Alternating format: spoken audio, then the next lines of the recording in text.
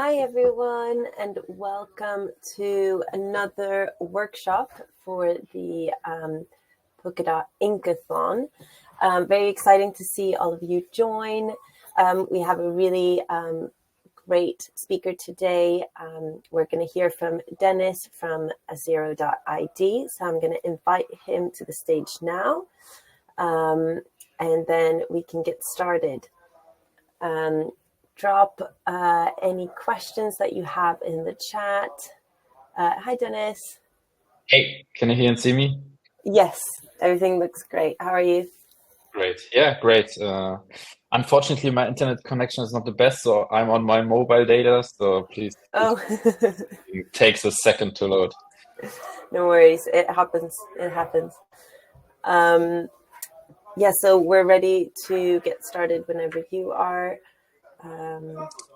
I am. So I will try to share my screen here. I also dropped the link of the presentation in the chat. So if someone wants to like follow along live, they can do that. Awesome. Thank you. So Yeah, we can see your screen. It all looks great. So feel free to start whenever you're ready. Perfect. So yeah, I'm glad all of you joined. What I will present today is how to scaffold your dApp with Inkathon, or how to get started like building a full stack dApp on Substrate with Ink smart contracts. So I will be talking about the front end side, the back end side, and everything in between. I'm Dennis Zoma. I'm the co-founder of AZERO.ID and SIO Labs. AZERO.ID is an ink-based domain name service on AZERO live and in production on mainnet. So if you like want to see an ink dApp in the wild, you can actually check it out. You can also like use our testnet and play around with that. But let's come to the topic. When talking about dApps, like I would like to define first what does dApp mean? The D stands, of course, for decentralized. So somehow you want to try to make like the whole thing as like, decentralized, censorship resistant, whatsoever, resilient. And that means actually tackling two sides. Like one is the front end and one is the back end, so to say. In a like more traditional Web 2 application, as a backend, you would have some kind of database or API server. Maybe you have them in a Web 3 application as well, but only as an extension to the actual backend, which is the blockchain. So this can be pellets running on Polkadot, can be Ink smart contracts, what I will be talking today. This can be some kind of decentralized indexer network like Subscript you're talking to. And on the other side, the front end. And like first and foremost way to decentralize the front end to some extent is speaking to the blockchain. So that's also something what we are doing today, like connecting to an RPC node or even a light client from the front end, do some extrinsics and queries to the actual chain state and read and write to your Ink smart contracts. Some other way, like to even further decentralize your front end, could be some stuff like hosting it on IPFS, for example, or as I said, don't speak to our RPC node, but like eliminate that party even by using light clients. But why? Maybe like one more thing in this presentation, probably there will be a little bit more focus on the front end side, because I think like some of the other workshops are tackling the ink side already pretty well. So like it's like 60 to 70% focus on the front end, but also on the setup of this whole thing. So but why does like front end actually matter so much? Like that's something that like often is somehow a little bit neglected in the Web3 space, or was to some time in the past. Now it's getting better.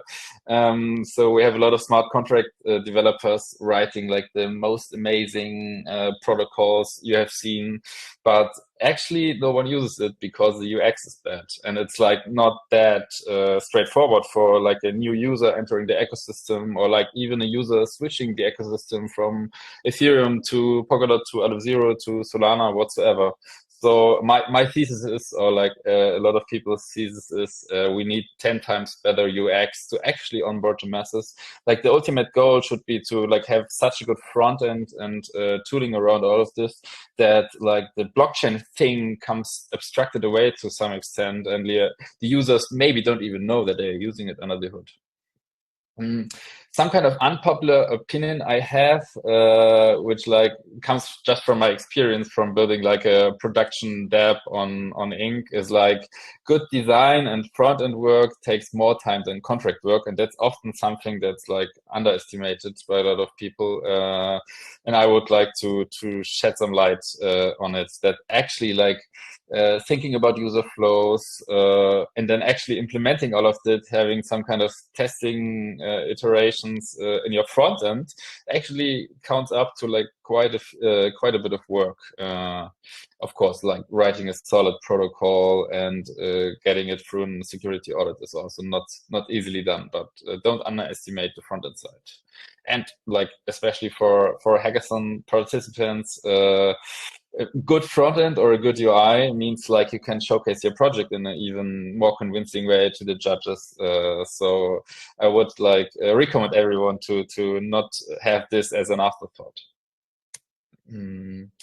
Before jumping into the Inkathon boilerplate, I would like to give a quick overview of what kind of like Ink dApp or front end or contract tooling there is in the space. There's probably a lot more stuff I'm highlighting here. So what I link in the lower right is the Polkadot wiki, which you can check out. I just like did a PR there a couple of days ago where I like updated some of the Ink tooling and brought it a little bit more into structure. So check it out, like try some things there out. I will go through like what I've listed real quick. On the contract side of things, to build your contract or write your contract, obviously you need Rust, but then also Cargo contract, which is actually compiling your Ink contracts, and you can do much more stuff with it. Also deploying, testing. Like deploying, I wouldn't totally recommend. Maybe for like trying it out or deploying like one simple contract, but like for more elaborate setups, I would not really recommend. Like you will end up in some kind of bash shell script hell really quick. Then you have OpenBrush, which is some kind of like standards library for like the equivalents in EVM space are ERC20, ERC721 for like non-fungible and fungible tokens, so you can use them. For spinning up a local node and deploying contracts locally, interacting with them on your machine, you can use either Substrate Contracts Node by Parity, which is pretty straightforward, or Swanky by the A-Star team, which is also a very powerful tool. To actually deploy your contracts and interact with them, as I said, either use Cargo Contract, you can use Drink, which is a nice CLI tool by AlepZero, also quite new. So give it a try. You can have some kind of like command line interface where you can easily deploy your contracts and interact with them without like setting up a node and without like all the overhead. It's just a couple of commands. If you're more the UI kind of person, as me, as I'm, for example, you can use Contracts UI, also by Parity, where you have some kind of like drag and drop interface to like put your contract files in. You get an auto-generated UI to talk. Yeah, to like submit extrinsics or query a contract. Same as in Polkadot.js apps, like be heads up here, Polkadot.js is many things, and I like have been in so many conversations where two people are talking about Polkadot.js and both mean something different. So I mean Polkadot.js apps, which is like actually the UI, the kind of development console, however you want to talk it. So you can do basically the same thing as with Contracts UI. If you come to front-end level development, like there's one core library and you basically have to use it because there's not really an alternative yet. There is one planned called Capi, but it's like not there yet, and maybe it will not even, but yeah, let's see. For now, you basically have to stick to Polkadot.js API and Polkadot.js API-contract. But like as this can become like very repetitive and cumbersome very quick, there are some abstraction libraries available. One is UseInk by Parity, and one is UseInkathon by myself or by us by Labs, which we built before UseInk was even out, because like it was simply so repetitive to use Polkadot.js, and it was also not easy to do with a Next.js application because it was not server-side ready, or I mean, it was not ready. It was also not compiling. So these two are like abstraction libraries with some kind of context wrappers around your app, with hooks, with shorthand, with utility functions. So make sure to like check them out. If you want to have full type safety with your contracts, you can even use like one of the available type generation tools, which basically you put your RB or your metadata in of the contract. It generates you some kind of TypeScript files, which have like type safe query or type safe function names. So that's quite nice. So you don't have to use the function names as strings, which is like obviously very error prone. And boilerplates. And that's actually what the rest of this talk will be about. Our boilerplate Inkathon, which is like something like Scaffold Eve for ink dApps. You have a monorepo with frontend and contract in there. It's like a starter kit. You can use it either for hackathons to set everything up really quick and save hours, basically hours, I would say. But you can also use it for production dApps, even as we do with AZERO.ID, for example. So it's like pretty flexible, and you can extend it. You can like change stuff to your needs really quick. You can also just use it to like play around with an ink dApp and try some stuff out, and then like just get some inspiration there and set stuff up your own. I know like developers can be quite picky. Just before sliding into the monorepo, I just want to make sure everyone is still here, can see and hear me well. So just wanted to check that I not lost connection. Okay, so looks good. So Inkathon. Inkathon is the boilerplate, as I just said, and it's using the hooks library, which I also explained previously. So it's basically you don't have to install this your own. It's just like how it's set up. It's two libraries or two repositories. Check them out on GitHub.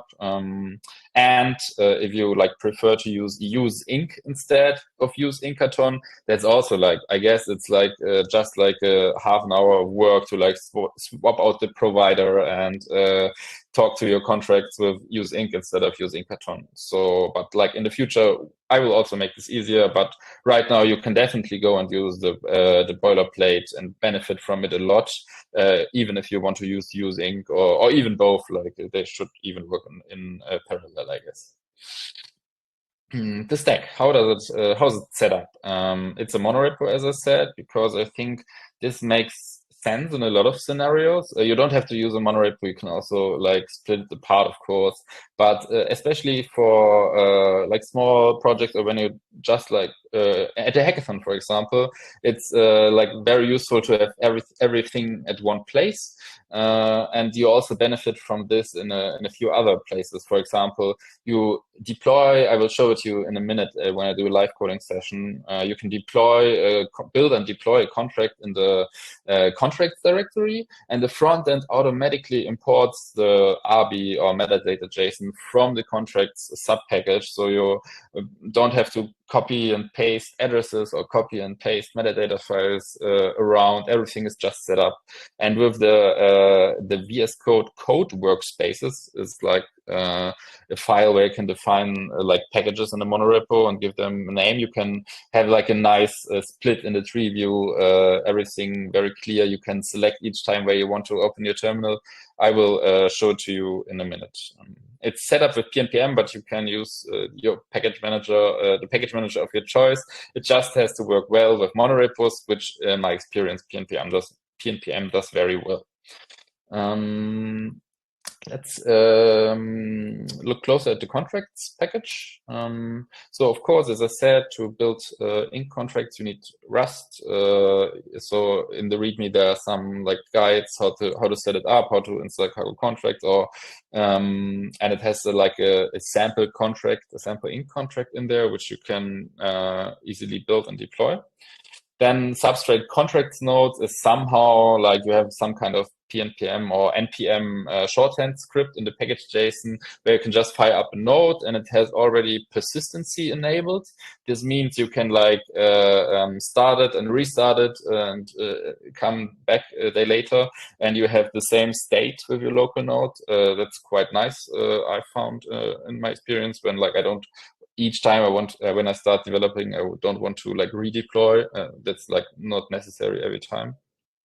And then also some scripts to very small shorthand scripts to open Contracts UI and Polkadot.js apps pre-configured with the RPCs you are using. For example, if you're using a local node, if you're using a testnet, whatsoever.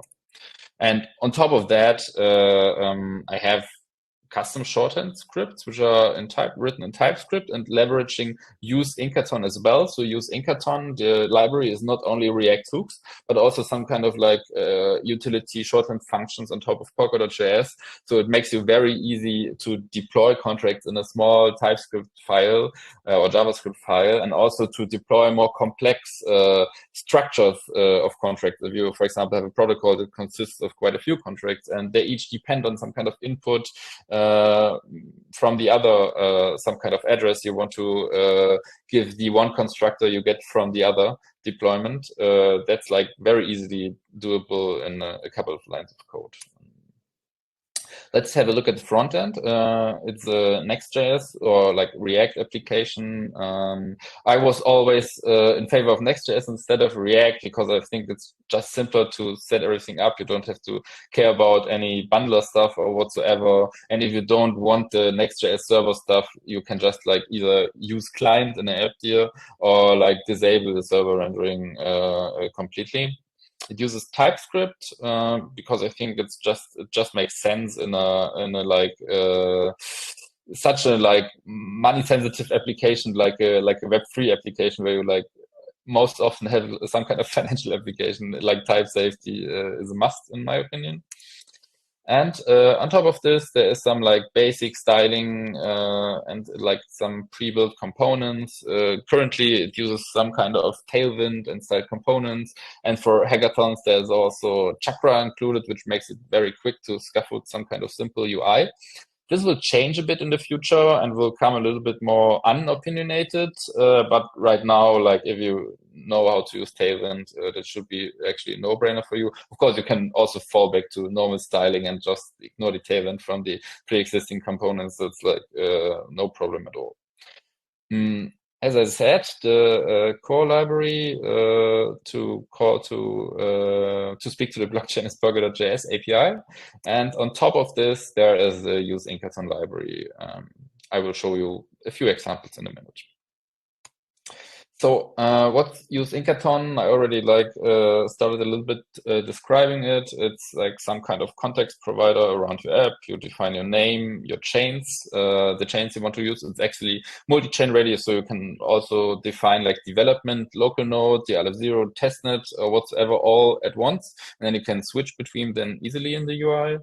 You can import your contract only once in the provider that's seen here, and then use them everywhere just with an ID. You don't have to import the metadata and the addresses all over again, which I found very cumbersome and also time consuming. So I will show it to you in a minute.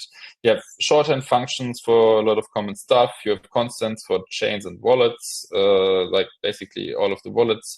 Chains is not fully complete yet, so if you want to add a chain or even a wallet, you can do that your own. You're not limited to what the library gives you. You can define your own objects. That's really no problem. And as I said, it's battle tested in production at the AZERO.ID front end, and also quite a few hackathon projects that use it previously.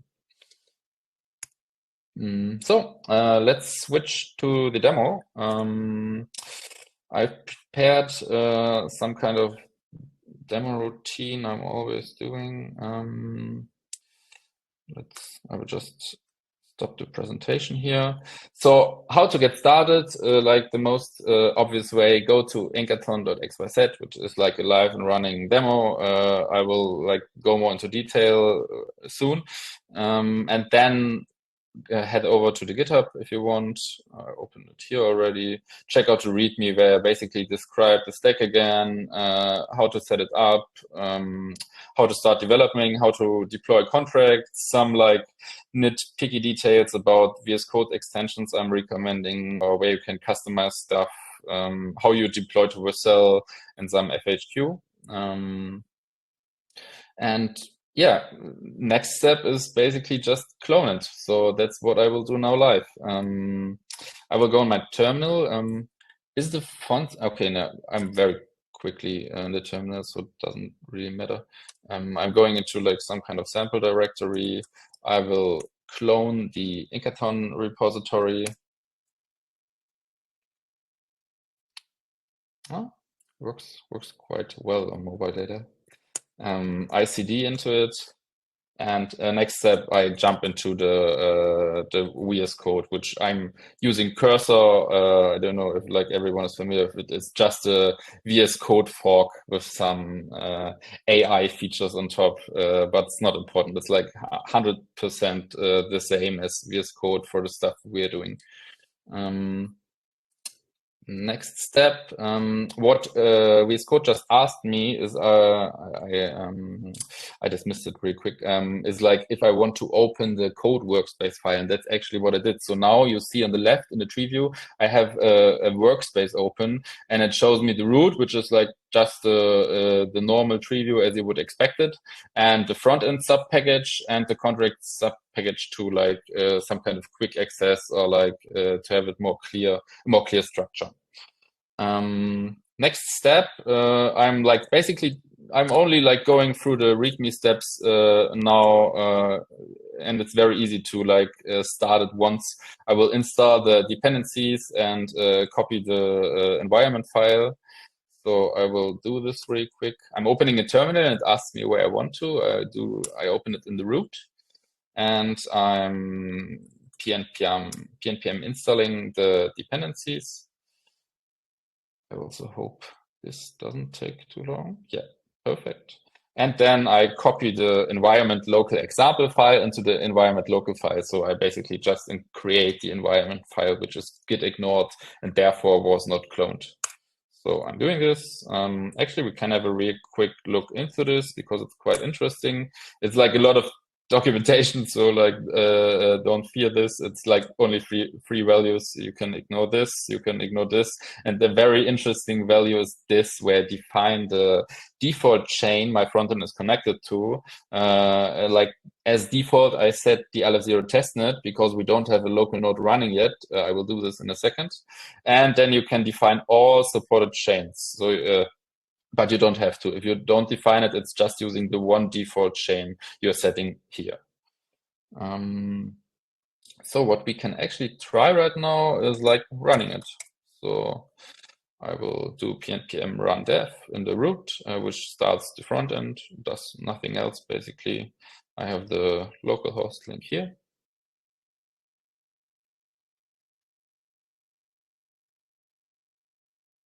Connecting to the LF0 testnet, and yeah, it's as easy as that. Now it's like I already have like a local dApp up and running. It's connected to contracts, speaking to contracts. So it's as easy as that. I think it was like 2 terminal commands, or like maybe like if you count the cloning 4 or so. So that's really simple to get started. Now you can start playing around with everything however you like. And that's also what I will do in a second. First, let's speak a little bit about the structure here. It's really simple. You have a connect button. I already connected. You have a little balance widget. You have an account and chain switcher. I only connected to one chain or set one chain. I have 2 accounts with subwallet, and this, as you can see, like I'm the builder of a domain name service. So you see the wallet address here resolves to a primary domain I created previously, and it's automatically shown. So that's like just a small gimmick, and I can disconnect. Then on the left, I have a chain info widget, which just like, what are you connected to? What version is it running? What's the unit of the connected chain, and how many decimals does it have? And then some shorthand links, and they are always dynamic. So actually, depending on what chain I'm connected to, I can just like click here, and the Explorer is predefined with the RPC I'm connected to. I can go to contract UI, and it's already pre-connected to the same chain. So that's I found in development always quite handy to have these links because you are switching quite often between like mainnet, testnet, development network. And on the right, some UI to speak to the sample contract. And the sample contract is a very simple greeter contract. What does it mean? You may know it from Ethereum world. There's like an often used example there. You have some kind of string stored in the contract storage. You can get it, and everyone can set it. So it's permissionless. So really simple. That's the widget, or like the little box that's reading the greeting, and it's actually some kind of weird value. Let's put in a new value here. This is the widget to update the greeting, to set it. So let's put in here hello. It's opening a sub wallet, and I can approve the transaction. You have some kind of toasts that are already pre-configured, and now you see the new updated greeting. Perfect. Let's go back to the code. Let's look a little bit more in depth on the structure. As I said, we have like a monorepo. We have two packages, contracts and front end, and I will focus on the contracts first, right? In the contracts sub package, you have a Rust toolchain file. It's just saying it's using the stable toolchain. Why is that? Okay, I have to close the file.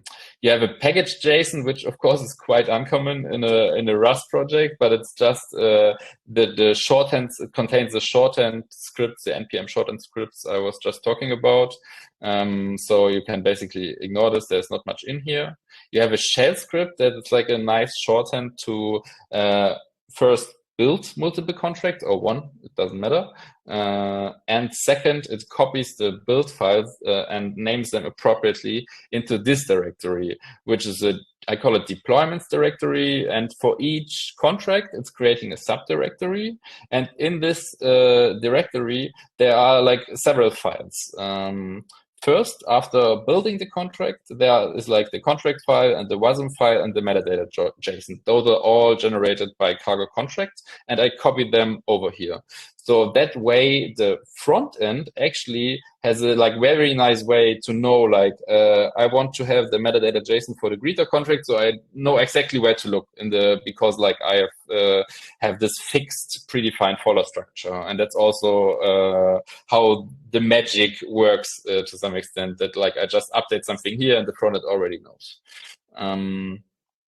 Then I have like small files for each network the contract is deployed on, and it just exports basically one address. So if I redeploy on ALEV0 mainnet, it overwrites this file automatically, and I can import it from the front end once again. So I also have no struggle copying and pasting the addresses back and forth, and changing some imports, and like this all like makes it way easier.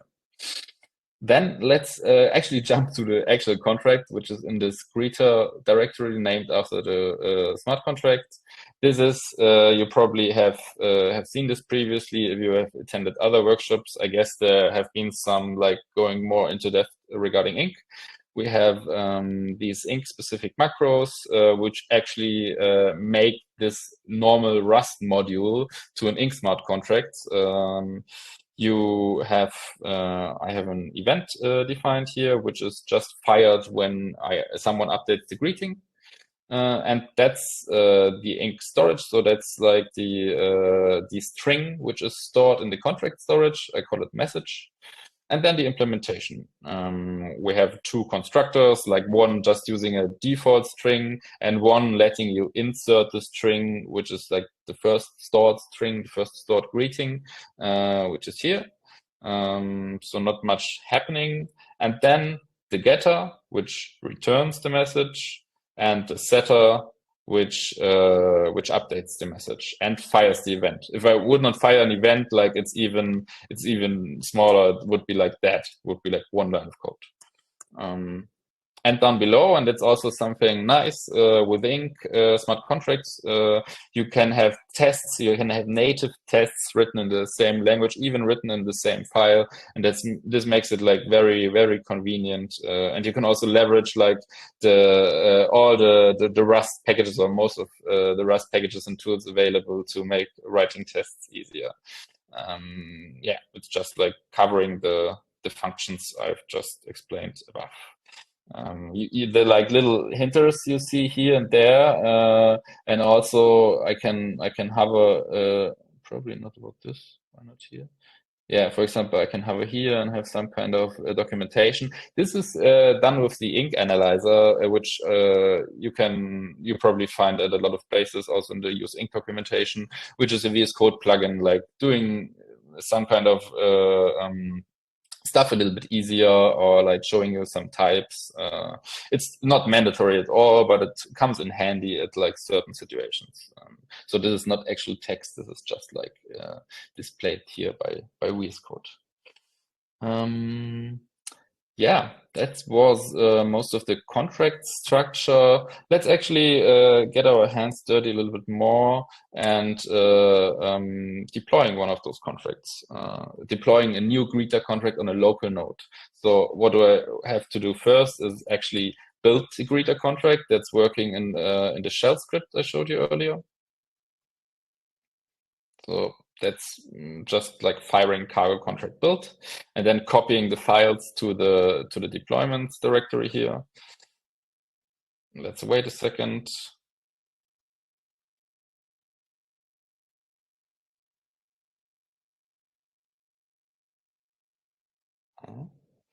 Building Rust contracts live can be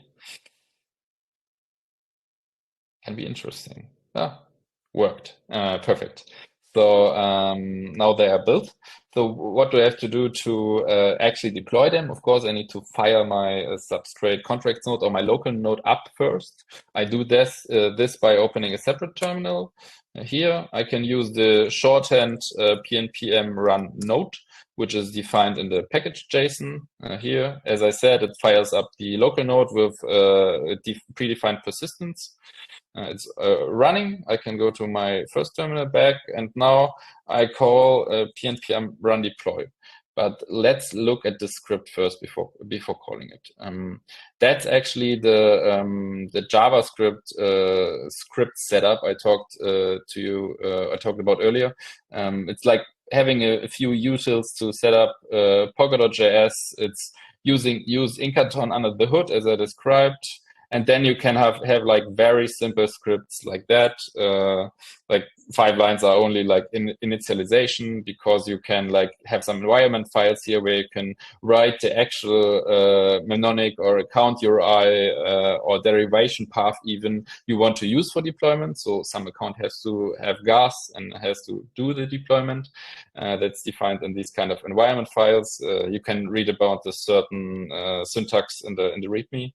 And then deploying the contract is like as simple as 2 lines of code. One is getting the deployment data for the greeter contract. This is like can be generalized also because I have this deployments folder, which is also always named like that. And the files in there, the metadata JSON and the greeter contract, which were just created by the build process here. And then I await the deployment. I can give some constructor arguments if I want to, and I write the contract addresses of the deployments back into the deployments directory as well. Those are these files I showed you earlier.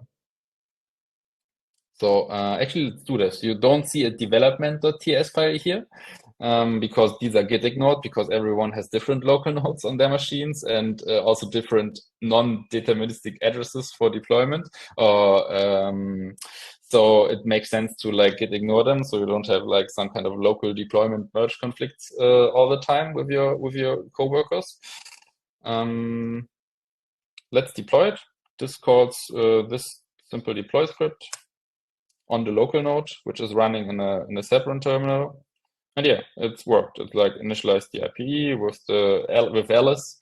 It deployed the greeter contract under this address 5DT, and it created this file so we can go into, and it's also 5DT. So that's the same. So let's now go back into our front end, and like we have to switch only very few things to like talk to our local node now, which is first, due to some nasty Next.js bug, we have to clear the next folder.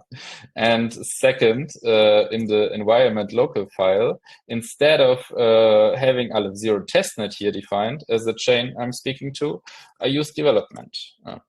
I can also keep ALEF0 testnet here and use development as a second entry in this array, would work as well. And then I'm just starting it again. And let's see if the magic works.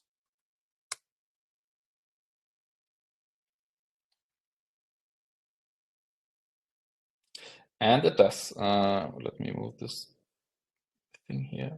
At the bottom, it's probably very small. You see it's now speaking to 5DT6, which is the exact contract we deployed. And it's connected to the development node. I did nothing. I like just restarted the development process and changed one string in the environment file.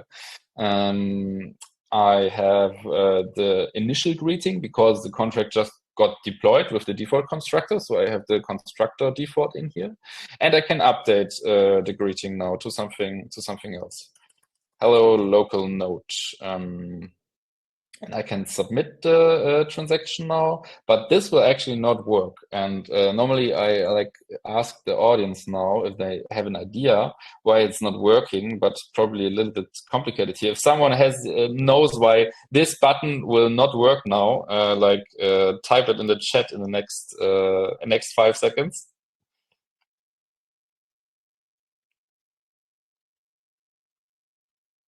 No worries. So yeah, I can actually click on it and get a very descriptive error message: insufficient balance to pay for fees. So I'm connected with my subwallet account, and I just deployed a local node.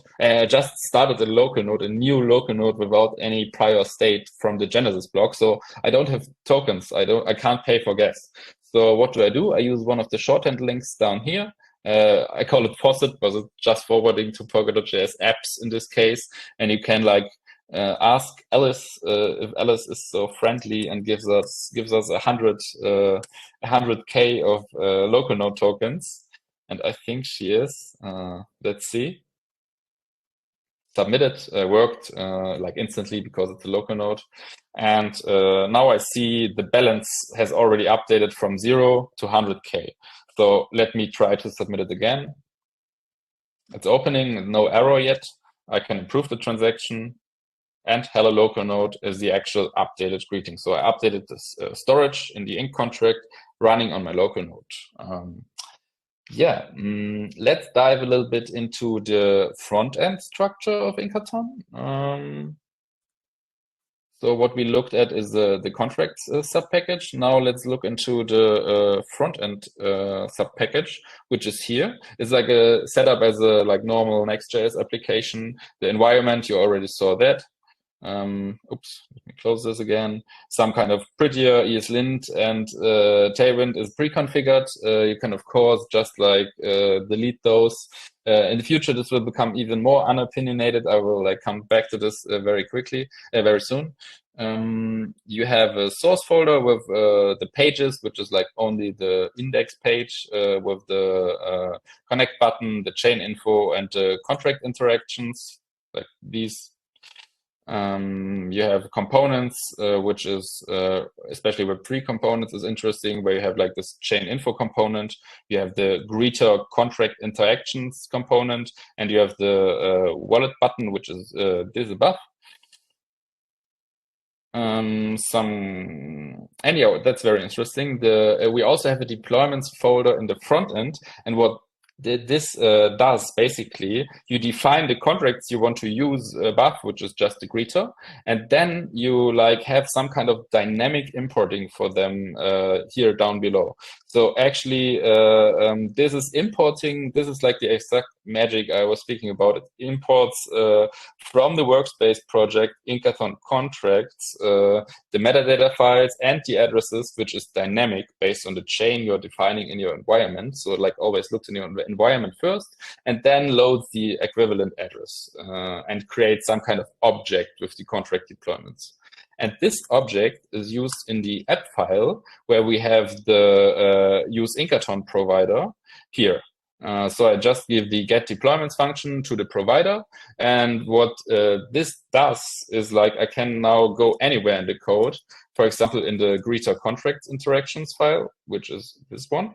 And if I want to have a contract, the greeter contract, I can just use registered contract, and then I use this enum I'm defining here, and greeter. So now I get like the contract object, the address of the contract deployment, and even if the user switches chains or something in the environment changes, like I don't have to like care about it's always up to date. I don't have to do like 10 ifs depending on what chain I'm using. It's just like always the correct address, the correct contract object. And then it's just I have this this more general hook, which is like a UseInkathon hook, which does the most stuff. You can like get the API from it, the active account, and some like connect functions, disconnect functions. The API is just the Polkadot.js API. So if you want to know how to like use this one, just go to the Polkadot.js docs. It's like you can also like just use Inkathon for the chain connection and like do everything like with plain Polkadot.js. That's like easily possible. Then I have like these two boxes, which is one is about showing the fetched greeting, and one is about the updated greeting. This is just like using some kind of chakra, some kind of card input and button, not super interesting. And then I have the functions here above, which are basically fetching the greeting. So the interesting line is this await contract query, which is also a shorthand from UseInkathon. And then I'm decoding the output, which is also a shorthand from UseInkathon. We're doing like these two lines with Polkadot.js is like probably 10 lines or so. It's like, as I said, it's quite repetitive, also without the use registered contract import methods. And then it's just like a try and catch block around it to see if everything goes well or not. And then I update the message and the input field gets a new message applied. Then I have an update greeting, and the main difference is this is like not querying the state, but it's like actually submitting an extrinsic to change the state. So this is done with the contract TX function, but I have like another like small little wrapper around, which is uses React hot toast to like show this this thing you have seen at the bottom right, the sending transactions, and now it's like doing transaction successful. This is just like a very simple toast wrapper, but basically it's calling not the contract query as I'm doing here above, but the contract transaction function, and it submits the string value from the input field to actually update to what the user has inputted. Yeah, this was probably.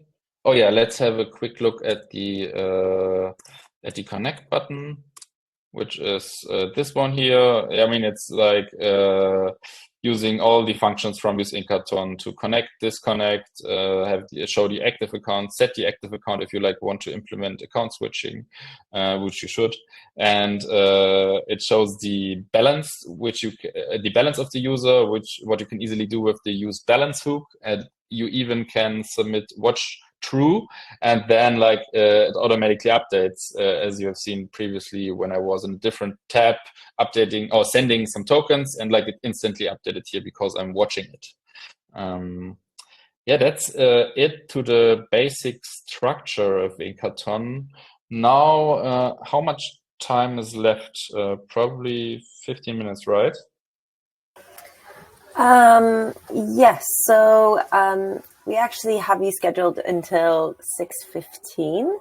I don't know okay. if you have lots more you want to go through. I have quite some. I have like a sample I would like to show, and if there's a time, I just go for it. Yeah. Yeah, it's fine by us. I mean, if people watching need to leave, then obviously That's fine. It will Okay. be recorded as well. So just keep going. So that's great. So one thing like I want to add, I want to actually modify the contract now and then also modify the front end a bit. But like, don't fear, it's like very, very simple addition. I will add a function that actually reverts the string. So from hello Inc, it does like, it actually just reverses the string. I will just like, okay, I don't even need to re-update it because I will redeploy the contract anyways. I will therefore go to the contract first and add a new transaction that reverts the message. That's as simple as that. Probably the most prolific way to reverse a string in Rust. I think I took it from Stack Exchange, but it's working. You will see. And how can we verify that it's working already? Of course, add some test coverage, and that's what I'm doing here below. So it's checking is GM Inc. actually reversed and asserting that actually. So now I have a modified contract. So what I have to do first is rebuilding it because the WASM I have in the deployment directory and the metadata is still from the old contract. So let's build the new one. One cool thing with the inline tests is actually that you can also just run them in VS Code. That's I found very cool and handy sometimes. So it finalized building the contract, so I now need to redeploy them. My local node is still running, obviously, because I'm talking to it in the front end. So what I can do now, the same thing we've done previously, pnpm run deploy, which calls the deploy script we have looked at and exports the address. So I'm doing that. And then I see it actually deployed the new contract to something like 5GQZ. And that's like where the real magic, in my opinion, kicks in, because now you do nothing in the front end, just refresh the page, and down below you see it's like already connected to the new contract. You see the constructor message here. It's like I have to do nothing. I have to not like swap out some addresses, swap out some metadata. It's just like working with the new contracts. But of course, I need like some kind of button now to actually call this new function, which I will do. I will go into the greeter contract interactions component we looked at previously. And first, I will add a button, which is looking like that. It's like calling the reverse greeting function, which does not exist yet. So I will create it. So reverse greeting, and as previously with the update method, it called contract tx, and the new added function reverse message. I think you can like even you have to use camel case here. That's just like some kind of like just use camel case here. This will become easier in the future when the contracts are fully type safe within UseInkathon as well. But for now, just like use the message name you defined here. I show it again. Here it's called reverse underscore message, and here it's reverse message. Then I don't need any kind of input arguments, or I don't need to like send any tokens, which I would do in this like Polkadot.js options object. So I will actually save, and now the button appears. Let's give it a try. I would say reverse greeting. Approve, and it's as easy as that to like update contract functionality, rebuild, redeploy, adjust your front end. Everything is pre-connected. So that's the small sample I wanted to show. And now let me switch back to the presentation. We have a few follow-up slides I would like to go through. That's here.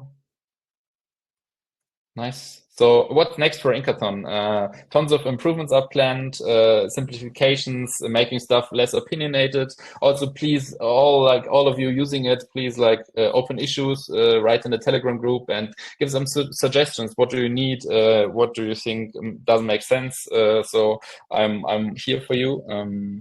The next big thing actually, which I already teased at my Sub-Zero talk, is there will be some kind of scaffolding CLI in the future, which we are currently planning. So if you know from Web 2 or from React world or from like actually a lot of front-end development tooling, these create React app CLI tools, we are basically building the same thing for Ink. So you can type in without like any prior cloning whatsoever, just type in pnpm create Ink app in your terminal, and then like it runs you through like 5 questions, and then you press enter, and you have like your fully scaffolded Ink project set up in the matter of seconds, like with your personal taste. Do you want to use a ESLint? Yes, no. What's the project name, and so on.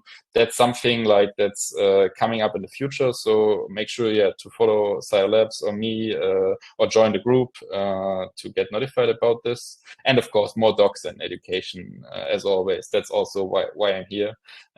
Also, like great news, just a couple of days ago, we became, with Inkathon, became member of the AZERO ecosystem funding program. So like we're very glad for their support, and they see that there is need for such a tooling, and they are helping us to making it even more elaborate. So I can recommend everyone to build on AZERO. So you not only get the convenience of using Inkathon, but also the fast finality of AZERO, so which really makes development a breeze. As I said, if you want to try it out, go to inkathon.xyz. And we also have a hackathon bounty, and I guess that's what you are all here for. We are rewarding the best project using Inkathon or AZERO.ID with $1,000. So like either use Inkathon to scaffold your hackathon dApp. I think that's pretty obviously a criteria to see in your project structure and everything, or integrate AZERO.ID in the most innovative way. So not just like resolving addresses to domains or the other way around, but like really put some thought into it. We have like a big documentation, which is very well written, I think. So have a look through our architecture or how on our integration guide to get some ideas, or just like DM us would be also cool. Give me links. You all have the presentation link. If not, scroll a little bit up in the chat. I dropped it there. Here you have like a lot of stuff I talked about, and even something more. Perfect places to get started. And yeah, if you need some help, either ask on the Encode Discord. I make sure to like be there every here and there. Join the Inkathon Telegram, which is linked on the inkathon.xyz website, or file an issue on GitHub with your suggestion or bug or whatever you come across. Yeah, that was my presentation on Scaffold your dApp with Inkathon. I hope you liked it and you got some valuable information from it. If there are like some question, I can also try to answer spontaneously.